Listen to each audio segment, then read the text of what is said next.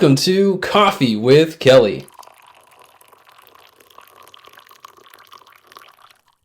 I'm your host, Ethan Woodman, Product Marketing Specialist for Crisis Go, and I'm joined by my colleague, Kelly Moore, School Safety Analyst for Crisis Go.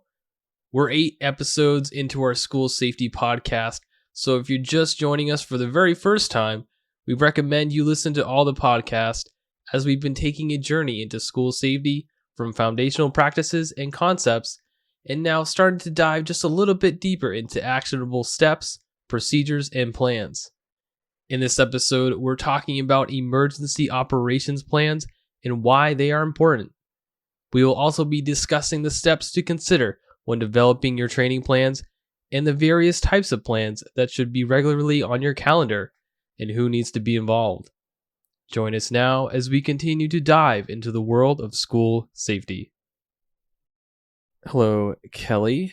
Good morning. How are you? I'm well. Busy, but good. Yeah. Busy, man. Yeah. It comes and goes. It's all good.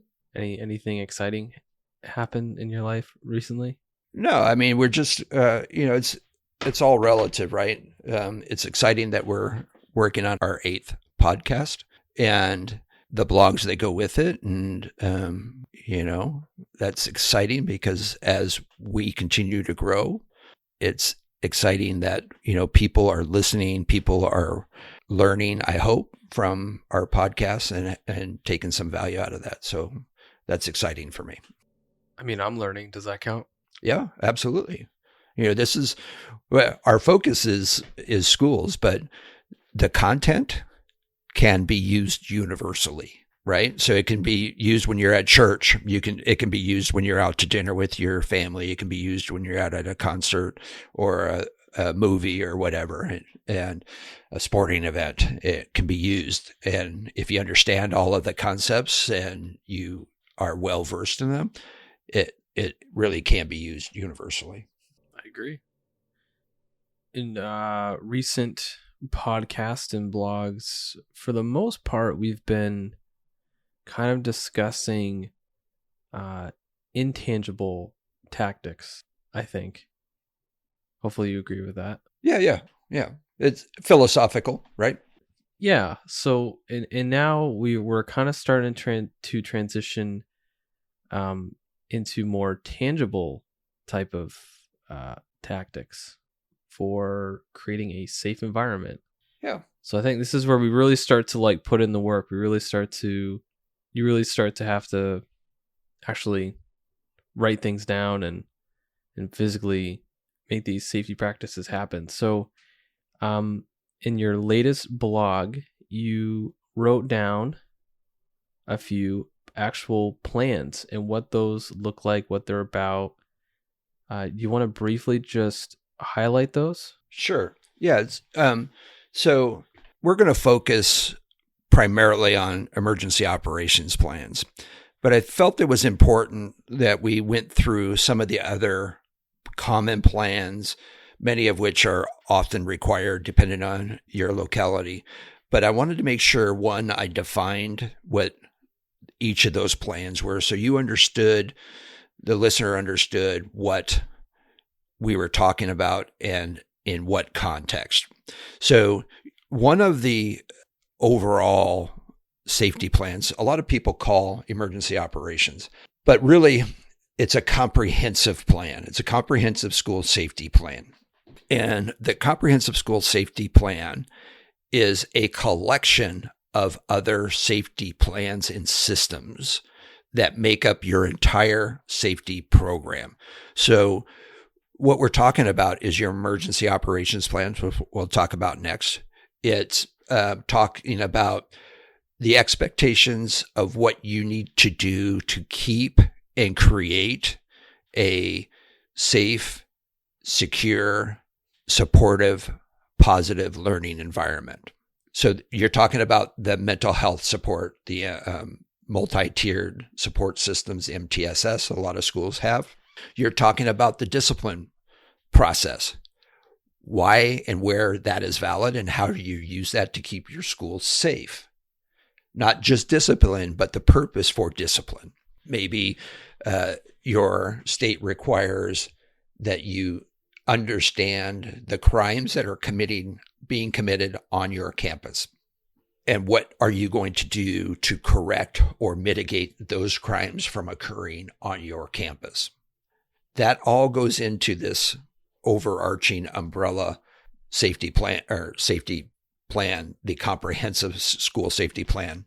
And it also includes the EOPs. It would include things like individual safety plans, threat assessment, and those things. So when we're talking about emergency operations plans, we're really only talking about a relatively small segment of your overall safety plan. And it's important that we understand what the emergency operations plans are. There's a plan often used by first responders called the Incident Action Plan. And that is a specific plan that defines and identifies objectives during an emergency for what they call an operational period. What are we trying to do? Who's responsible for it? And what is the time frame that we expect to get this done in? Oftentimes, in a school emergency, that operational period can be a few hours or it could be an entire day. But in large-scale emergencies like tornadoes and hurricanes and earthquakes and hazardous spills, those types of things, that operational period might be 12 hours. And then you have a series of those operational periods at 12-hour intervals, and each 12 hours gets a new incident action plan. In the realm of threat and student behavior, we have what we call the individual safety plan, the ISP. The ISP is meant to support and be supplemental to a behavior intervention, concerning behavior intervention, threat assessment and management, assessments and so forth. And what it is your plan. You've looked at this individual, the student, maybe even a staff member, and you look at them and you say, here's what we think is happening, and this is the plan on how we're going to work through that, mitigate it, hopefully get them back onto this path of, I hate to say normalcy, but back into being a productive member of our community. And then in that same vein, when we're talking about threat assessments and behavioral intervention, if you're going to suspend or expel a student as a result of the behavior or some conduct violation, and specifically if there's violence and concerning behaviors involved, you should have a school reentry program. And that reentry program is meant to allow or integrate the student to reintegrate back into school.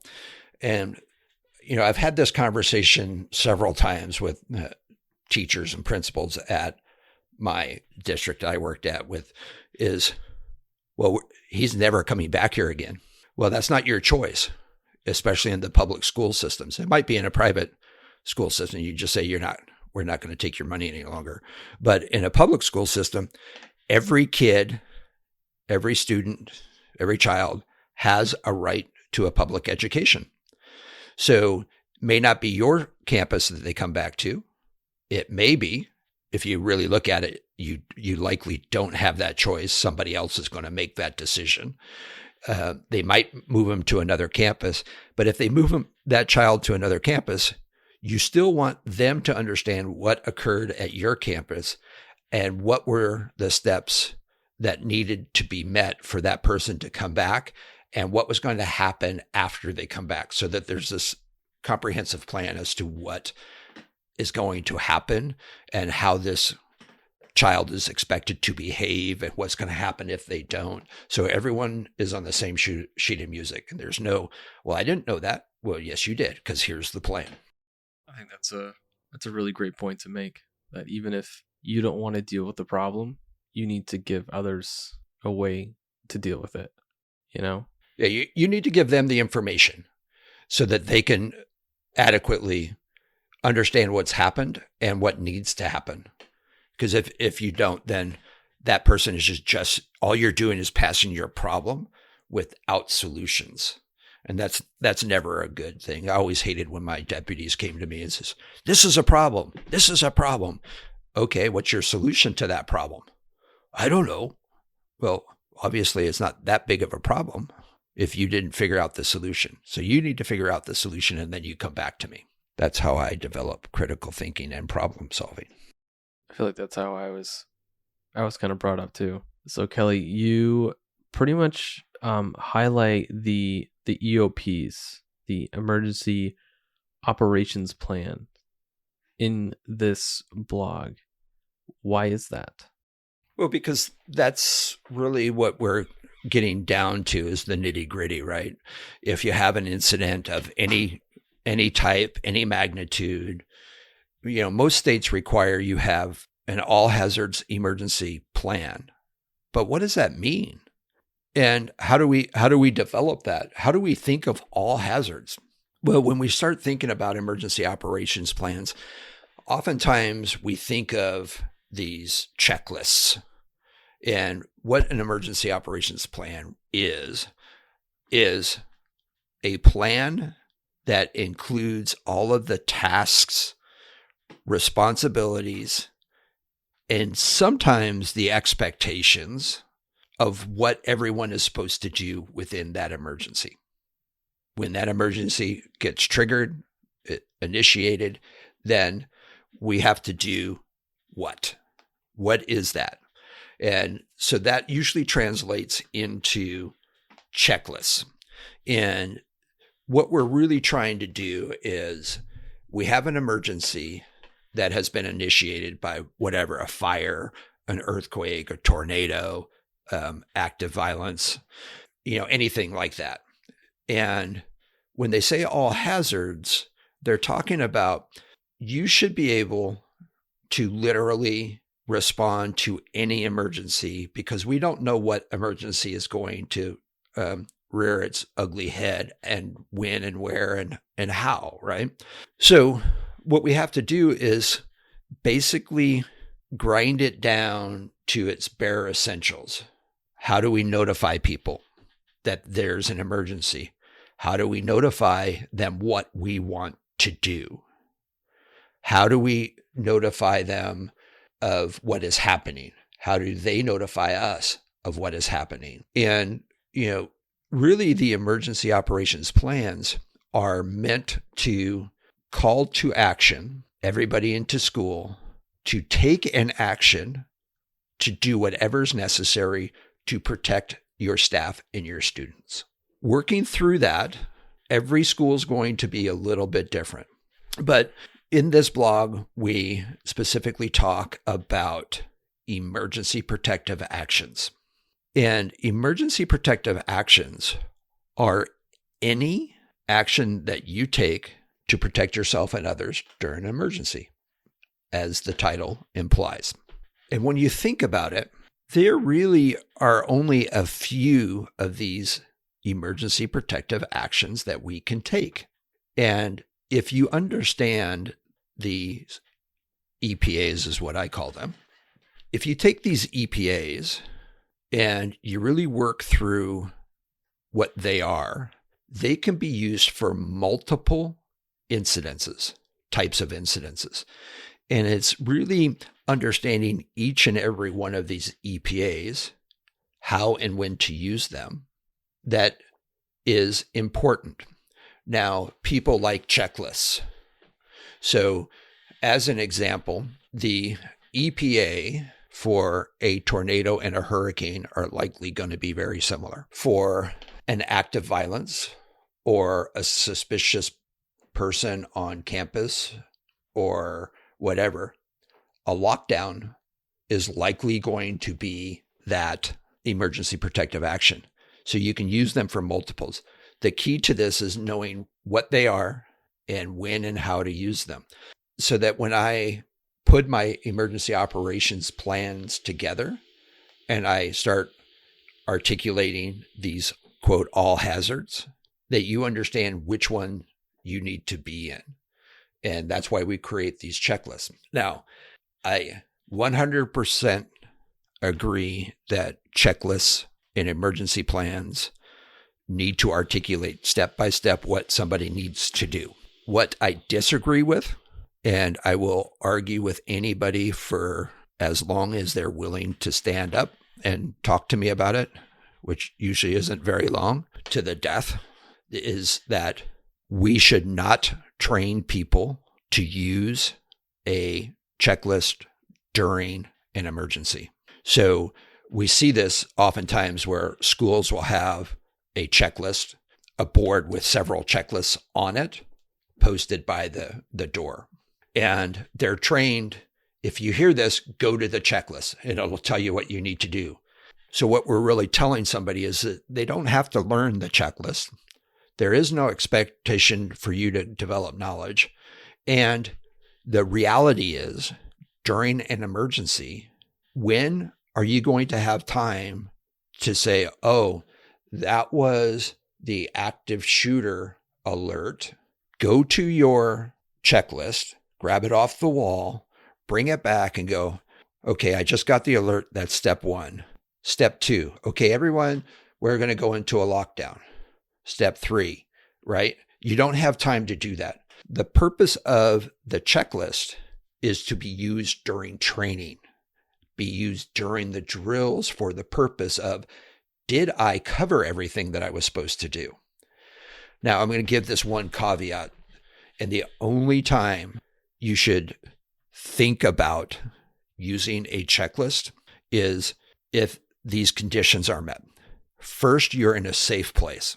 Second, if you have time to retrieve it safely. And third, all you're looking for is, did I forget to do something?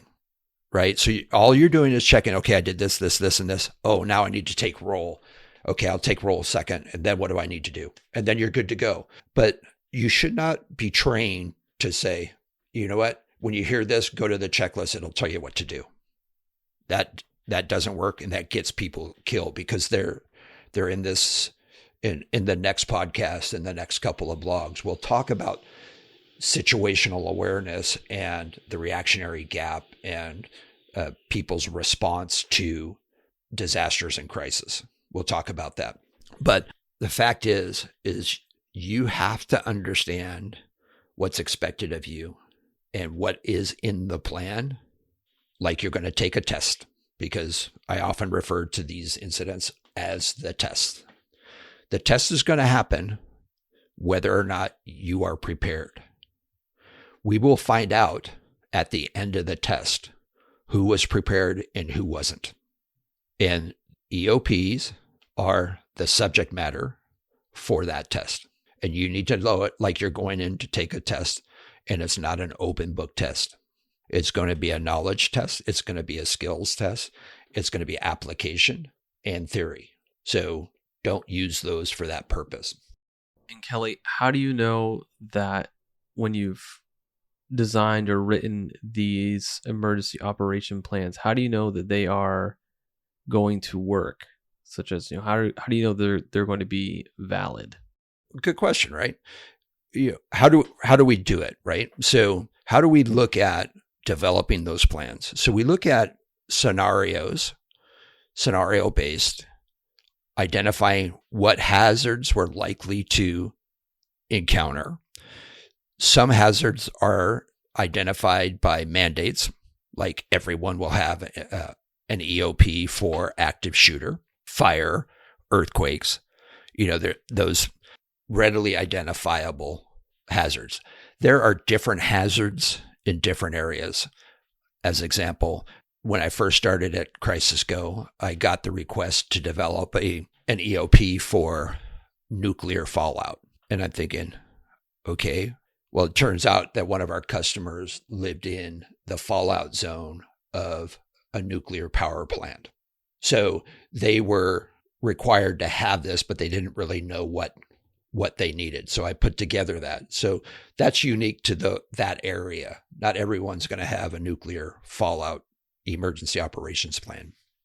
So you take these hazards and you develop a storyline, and then you look at articulating what that checklist, what you want your people to do, what your expectations are, and who's responsible. So the checklist for a teacher is going to be different than the safety team, that is going to be different than the district's team. So you're going to have multiple EOPs as well, from the district level to the building level to the safety team level, et cetera. So going back to the original question, how do you know after going through this process that they're all valid? So there's two things that I do to make sure that they're as valid as they can be. The first one is I take my safety team, I look at my EOPs, I have them review them and kind of pick them apart, make any necessary adjustments that we all agree to. And I might do a tabletop exercise, kind of run through a very quick scenario. Okay, we have an active shooter who was just spotted coming through the front door at the office. And now what? Here's what we're going to do. And you start using that scenario as the parameters. You start saying, okay, this is a good response. This is a good response.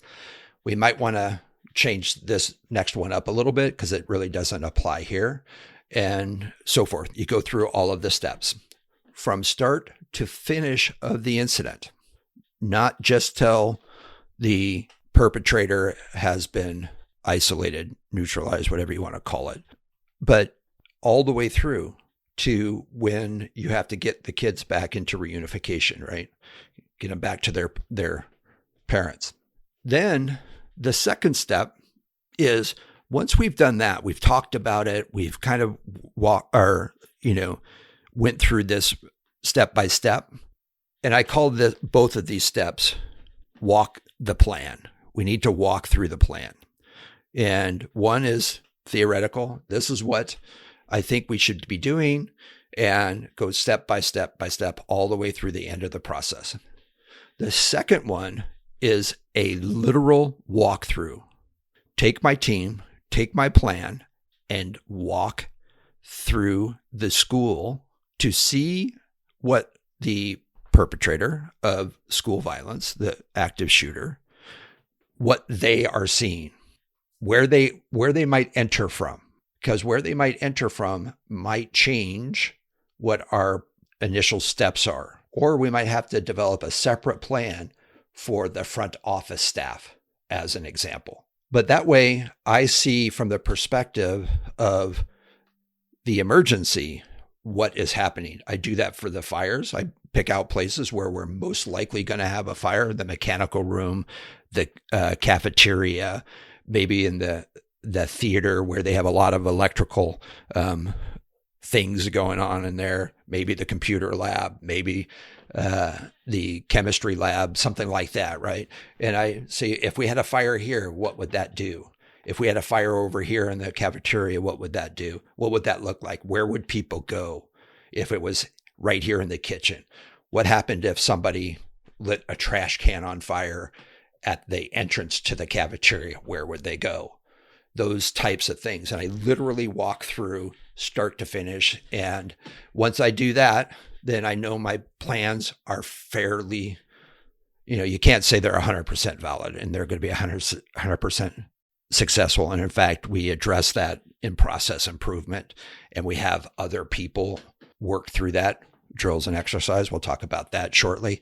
But that's where we walk through that plan and we see what our people are seeing. What is this teacher going to see if this happens? What are they going to hear? How am I going to notify them? How am I going to talk with them? How are they going to give me some information? All of those things have to be considered. I think of it as muscle memory. It's one thing to mentally go through it, but if you're physically walking around and going through the motions physically, for me, I would be able to remember those things a lot easier. Right. Yeah, I agree. I think that I'm a visual person, but I'm also tactile, right? I need to do it. I need to participate in it. And it really starts opening your eyes to a lot of things, because when you're doing that, you're also looking for, if you're critically thinking and you're problem solving at the same time. And what we'll talk about in the next blogs and podcasts is your situational awareness. Situational awareness tends to be viewed as what you're seeing and what you're doing and what's happening around you during an emergency.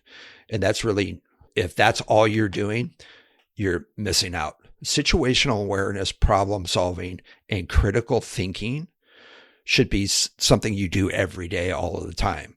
And if you're doing that part of it while you're walking these plans, you're also addressing other parts of your safety plan, your physical security. If I can walk through this front door without anybody stopping me, and I am somebody who wants to do harm to this school, maybe I should address that. So that goes into a note. We need to figure out how to lock these doors and still give people access to this building, but only access on our terms. As you're walking through and you see doors open, perimeter doors open, maybe that's something you want to address. Classroom doors that are unlocked during class, maybe that's something you want to address. Maybe the fire extinguisher that's supposed to be next to the front office isn't there, or the first aid kit isn't there. Those are things that you're also addressing while you're doing this walkthrough. And now you're seeing them.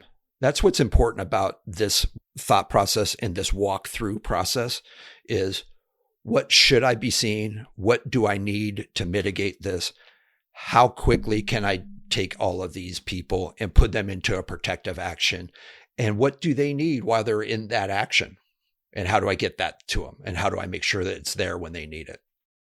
All right, Kelly. So in this next blog that you wrote, you talk about training plans. Now, is this different than an EOP, or is this the same thing? Can you talk about the specifics of this training plan? So different. Okay. But when we set up our emergency operations plans, what we're really doing, as we alluded to when we were talking about the EOPs and how they should be used for training. So now where we're headed to in this part of the discussion is getting our training set up, because it's unrealistic to expect somebody to do something during an emergency that they're not fully aware of, and they haven't gone through that training process. And especially in the school environment, if you want time to train away from, or take time away from instructional hours, and I use air quotes there, you have to get approval.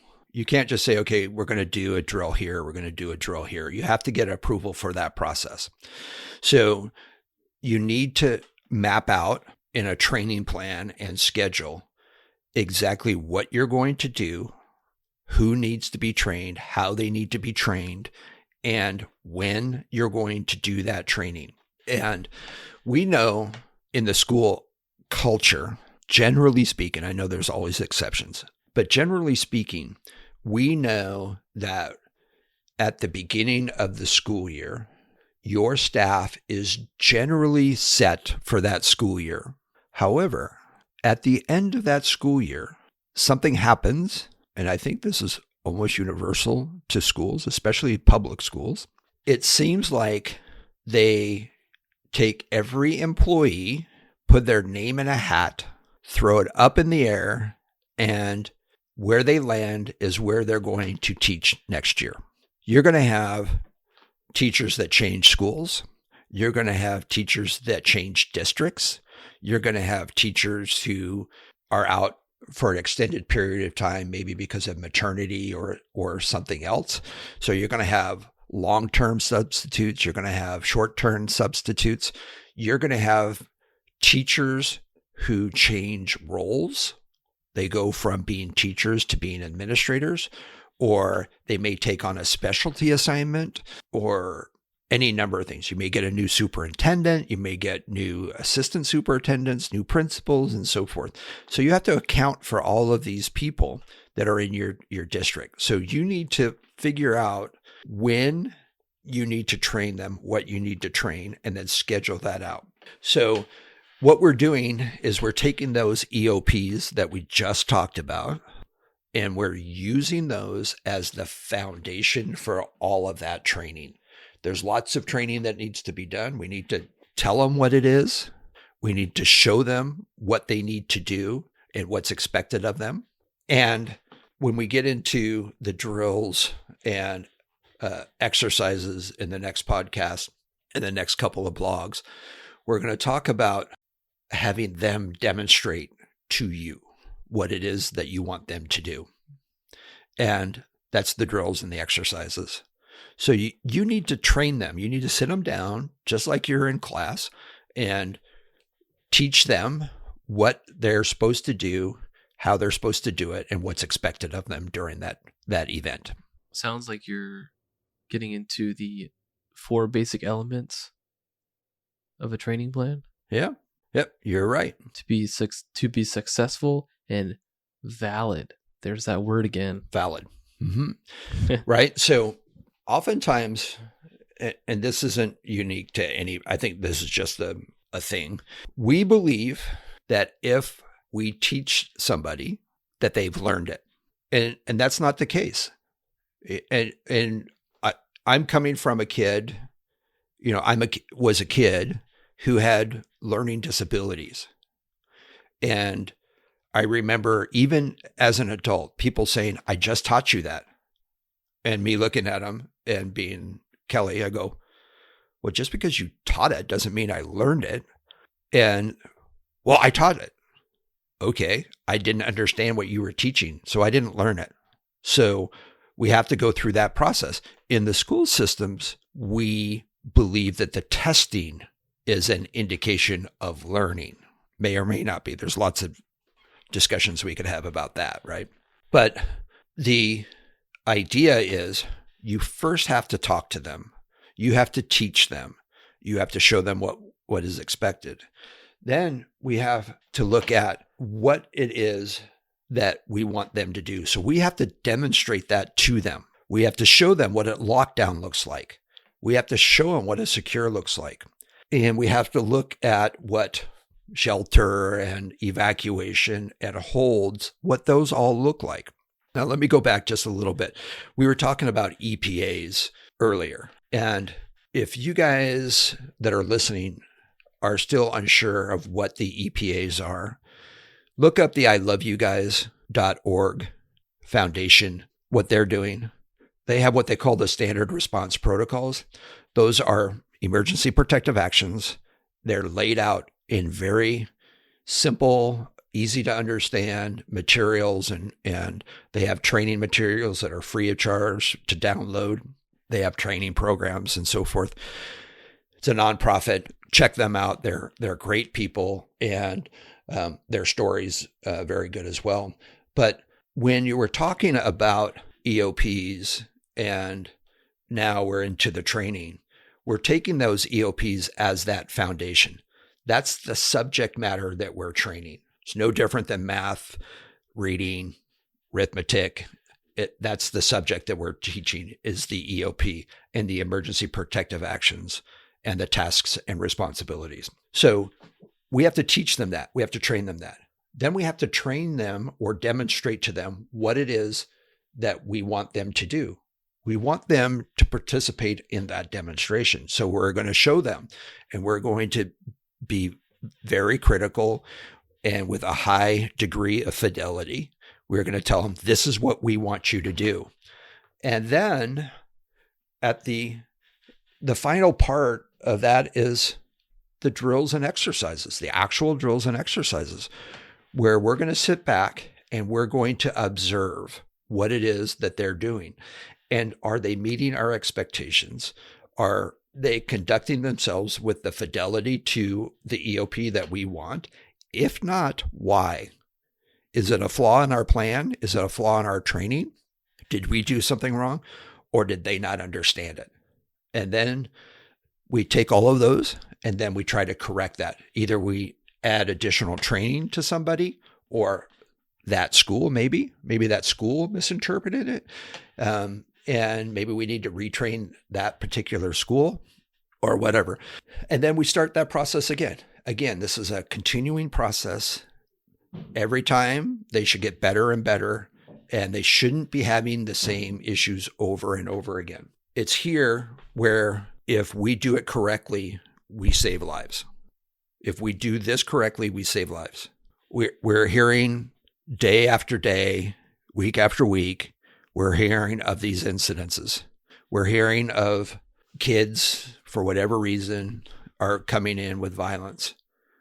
But we're starting to see this shift in people that are at least doing the minimum to keep their schools safe.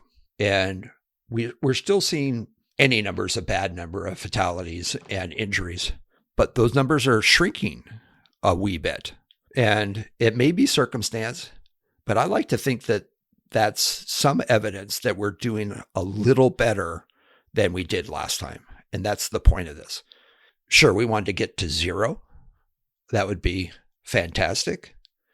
But there are times that we have to realize that we could do everything correct and still have an incident. And we still have to prepare for that. And we still have to look at where we're headed down the future. And are we going to be prepared? All right, Kelly. So you've talked about training, and I know that one of the pushbacks here is going to be time, right? You're going to have people coming to you saying, I just don't have the time to do what you're asking of me because I have to do my other, actual job of teaching or being a superintendent or being that SRO or whatever the role is. That's their main role. But we're asked to some, it probably seems like we're asking a lot. So how can we kind of meet in the middle or mitigate that? How do we fix that pushback? So there's no fix for that, right? You're going to get pushback, okay. Right? You're going to get pushback. Yep. The answer to this is, especially when you're in a large district, this is a monumental task because you have, some of these schools, we're talking over 100 buildings. That's a lot. Right. And it's all relative. It's still a significant amount of time, even at a single building school, because you have one or two people who wear multiple hats. Whereas at a large district, you might have your own police force, or you might have a team of safety professionals that have areas of responsibilities that are responsible for taking care of this. So it's like eating that elephant. You have to divide and conquer. You have to take it one step at a time. You need to sit down and define all of your objectives. What do you want to do at each of these trainings? Who are you training? When are you training? You have to look through that and look at doing small groups first, because often the small groups, if you can split them up like small groups, one, they're more apt to pay attention and be engaged in the training. But oftentimes those smaller groups are the groups that are going to help you with the masses. So what I'm talking about is your administration, your building administration, your district administration. Train those people. Go to your buildings. Train your safety teams. Train them on what you want. Then we can decide at that point, do I want to be the one who trains everyone? Or am I going to train my safety teams to train their people in their school? We still have to keep the fidelity. So they still have to train the same subject matter, the EOPs, but they can train it as those EOPs apply to their schools. And they can address the questions for their school staff. And when you divide and conquer that way, it one gets everybody involved, and you're not spending your entire school year out there or whatever training your staff. Now, when we look at the entire process, it includes communication. People don't want to be surprised by stuff. They want to know what's happening to them. So by communicating what you need and when you need it, people can adjust their schedules. Now, there's this whole debate about doing surprise, unannounced drills and exercises. You could go either way on this, and I'm not going to say you have to do it this way or you have to do it this way. Do what's best for you. My feeling is the reason you do drills, and we'll talk a little bit more about this in the next one, is there's two reasons to do a drill: either to teach and train or to test. If you're going to do it for testing, then you're talking about a compliance issue or a certification requirement or something like that, where there's this unannounced, you have to treat it like a real emergency. My preferred method is every drill, every exercise should have a primary objective of teaching, training, and refining skills and knowledge. Does it allow people to get ready for it to happen? Yes, it does. But it also reduces the stress level and all of these other influences that may be detrimental to actually learning what they're supposed to learn. They'll be tested at some point. You're going to have something, even if it's a false fire alarm. You're going to have something that tests your skill level, your knowledge. So let's use that at that time. You can still have realistic without having surprise visits. The other thing that I want to make sure is, you can read the blog and you'll see some of the stuff we might skip over, but training is never one and done. And so when you set this training schedule, I've done many of them, done them for large school districts as well. People believe that I train the EOPs and I'm done. No, I don't have to do that. I already did that. Well, that was last year. Yeah. Okay. How would you do this? And they, I would, they start hemming and hawing because they're trying to give you an excuse why not to train. I've already done it. Yeah. Well, I've done this for 34 years and I still do it every year. Right. And the reason is because there's going to be new changes. There's going to be new people. We talked about that. So you have to have all of your itinerant workers, your substitutes, your new teachers, your people who change roles. They're going to all have to be trained again in their new capacity, the way that you do it. And so it's never, I've trained you and now you're done. What happens if you move to another school? This is why standardization is so important. But there's a lot of districts that, we're working with a large district in St. Louis right now where they have 80-ish buildings and each one of them does it differently.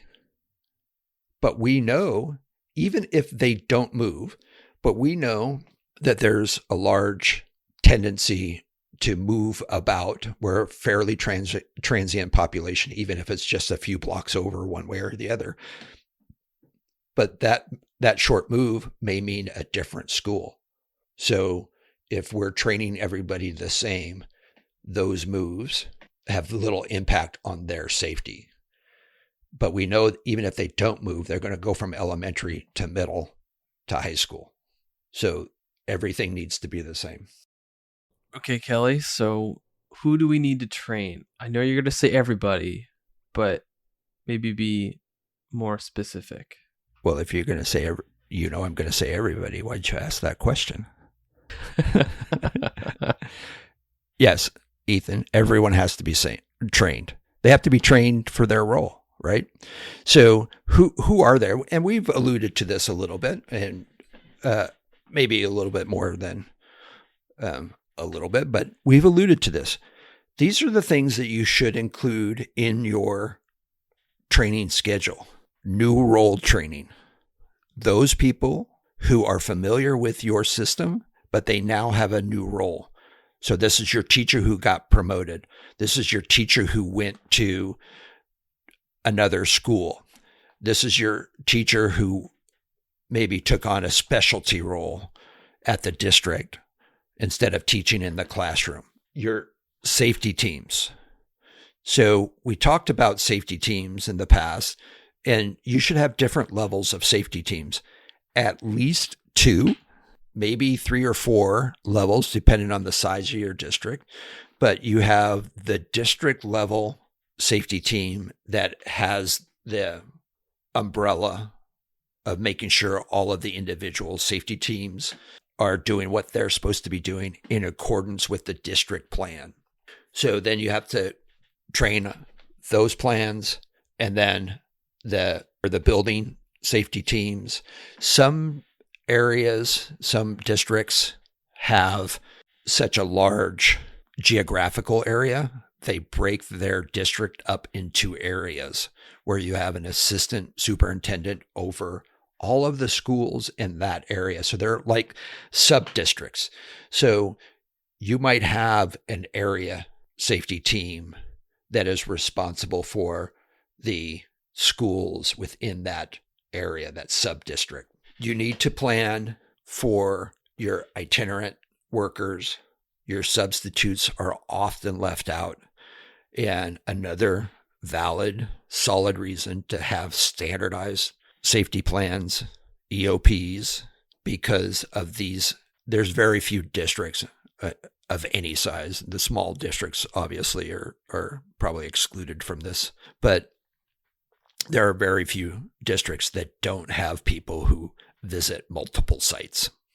Your IT staff, your specialty services, your facility people, district level people, these itinerant people who move about. So you need to train them on what they need to do. Another reason for standardization of your plans. Partner training. So this is probably one of the tougher of the groups of people that need to be trained. One, because you don't control their time. But you need to bring them in at some point to train them on what your schools are going to do. And when I talk about partners, all of your partners, if you consider them partners in school safety, then you need to train them. So I'm talking law enforcement, fire departments, emergency medical services, hospitals, even those partners that aren't necessarily part of your actual safety plans, but are likely going to be involved in an incident. So oftentimes when you have colleges and universities in your area, there's a partnership between the school district and the higher education institute, and they will bring in specialty teachers as part of a program, let's say a nursing program or math, like a STEM subject curriculum. And they are often on campus. So you need to train those people as well. And when I say train, you need to, on this schedule, these are things that you need to think about. Drills, tabletops, full-scale exercises. And because that's how you're going to evaluate what you have trained, and you're going to use those for additional training. So bringing all that stuff together and scheduling that out, like everything out, is your training plan. And then taking that plan, once you've filled all the things out and you have it, it has to be approved. You have to get the backing of the district leadership because it takes a lot of time. So you're going to have to get their commitment to allow you to take that time away from the coveted instructional time. Because I had this happen to me, and this is not what you want to happen. We conducted a fire drill at a school, and they asked for me to come and observe. You should have evaluators. We'll talk a little bit more about that. They press the button, the alarms go off, everyone goes out to where they're supposed to assemble in the evacuation assembly area, and the principal calls drill over. And she looked at her clock and she said, that took us 5 minutes. That's the fastest we've ever done it. We did so good. And I said, do you really think you did that well? She said, yes. And I said, what are you basing that on? How fast we did it. And I said, that's not what we're trying to do here. We're trying to teach you skills. Did you adhere to all of the conditions of the drill, or did you just press the button and let everyone walk out in an orderly fashion and see how fast you could get them out there? And she started to give me this quizzical look and say, like, what are you talking about? I said, well, the fact is that the scenario was you had a fire in the library. She goes, well, what does that mean?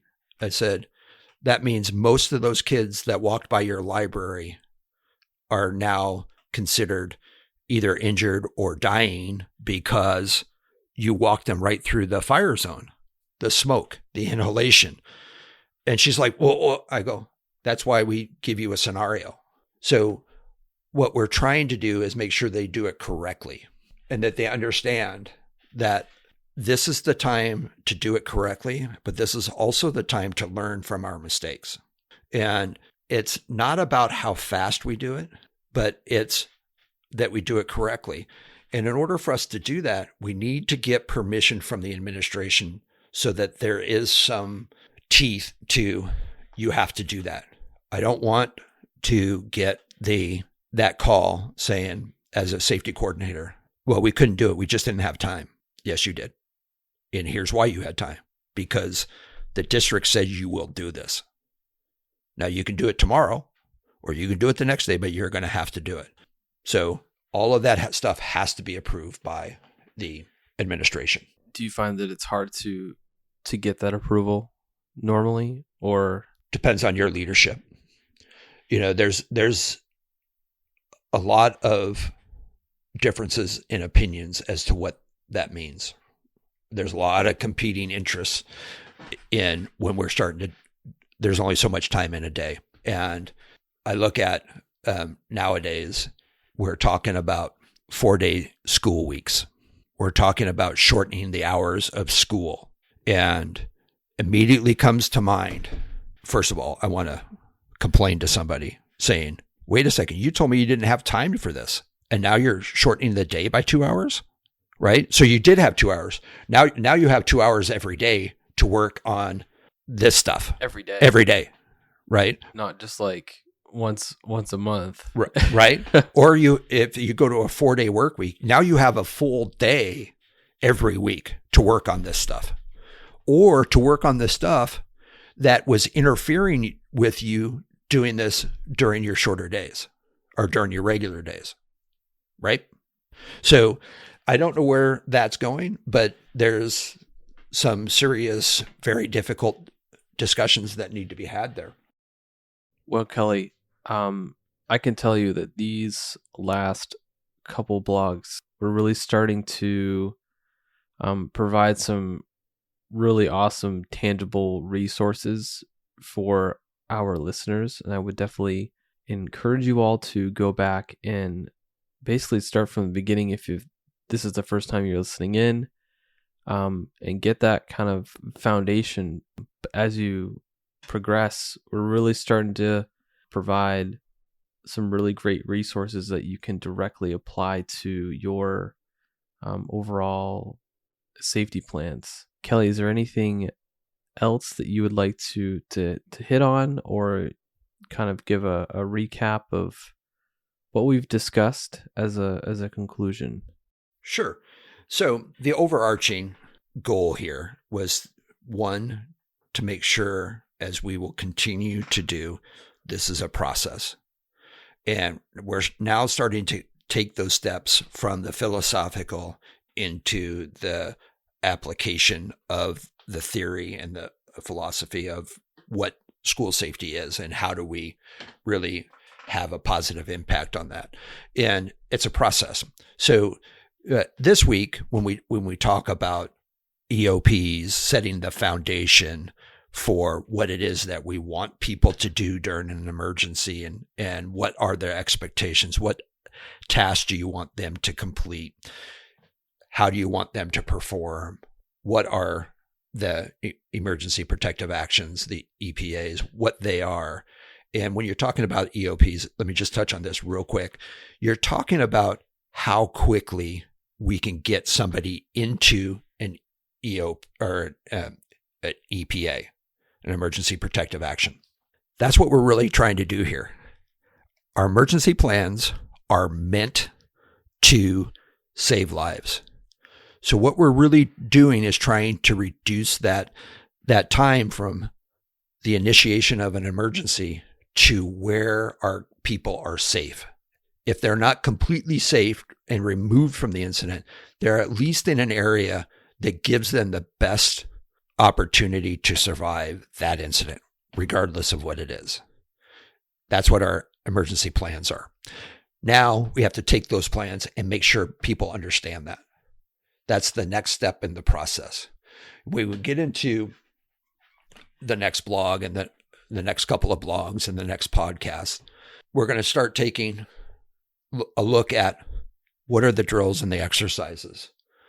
And we're going to start looking at situational awareness and why that skill of being aware of what's going on around you, why that might be the most important skill when we're talking about saving lives and protecting your people. So that's coming up in the next portion of this, but this is all part of that process. Thank you for listening to today's podcast. We hope you found this conversation beneficial to you and utilize the tools discussed to keep enhancing your school's safety. Developing emergency operation plans takes time, but it's worth it as they provide specific incident checklists and roles, responsibilities, and tasks that each person needs to complete. Remember, training is a never one and done endeavor and should be regularly practiced. And having specific training for different groups on a regular basis will only help your school to succeed when it matters most. If you haven't already, please like and subscribe to the podcast and hit that notification bell to get updates on when we release new episodes. Tell us what your takeaway was from this episode by leaving a comment on our website at crisisgo.com.